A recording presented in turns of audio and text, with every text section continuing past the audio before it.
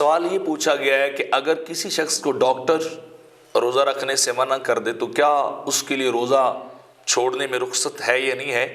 تو اس کا جواب یہ ہے کہ اگر کوئی اسپیشلسٹ ڈاکٹر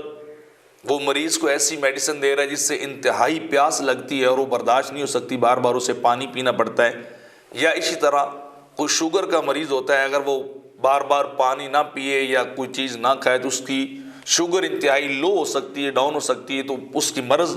انتہائی زیادہ ہو سکتی ہے یا اسے جان کا خطرہ پیدا ہو سکتا ہے۔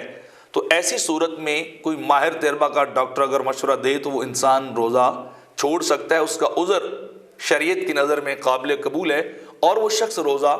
چھوڑنے کی وجہ سے پھر گناہ گار بھی نہیں ہوگا۔ البتہ اس کے لیے اتنا حکم ہے کہ جب رمضان گزر جائے یا اللہ اس کو تندرستی دے یا کوئی ایسے دن ہے جب وہ ٹھیک ٹھاک ہو جائے، صحت مند ہو جائے، تو وہ ان روزوں کی قضا دے لے، یعنی ایک روزے کے بدلے میں ایک روزہ جو ہے وہ بندہ رکھے، تو اس کے لیے پھر یہ شریعت کے اندر اتنی اجازت ہے۔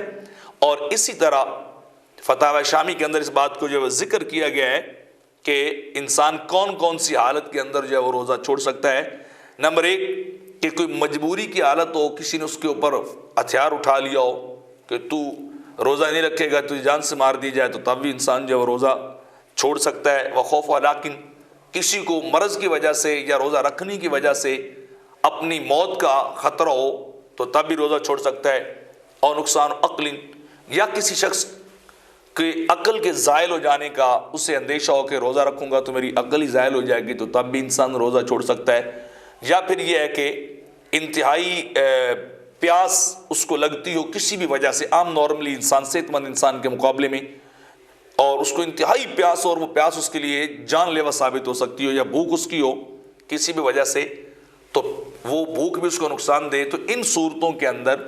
انسان کو اجازت ہے کہ وہ انسان اپنا روزہ چھوڑے، اور اگر صحت مند ہو جائے تو روزوں کی جگہ پہ جنہیں ان کی قضا دے لے۔ اگر خدا نخواستہ ایسے حالات نہ آئیں کہ وہ تندرست نہ ہو سکے تو پھر اسے چاہیے کہ اپنے روزوں کا جب وہ فدیہ دے تو فدیہ اس کے روزوں کے قائم مقام ہو جائیں گے۔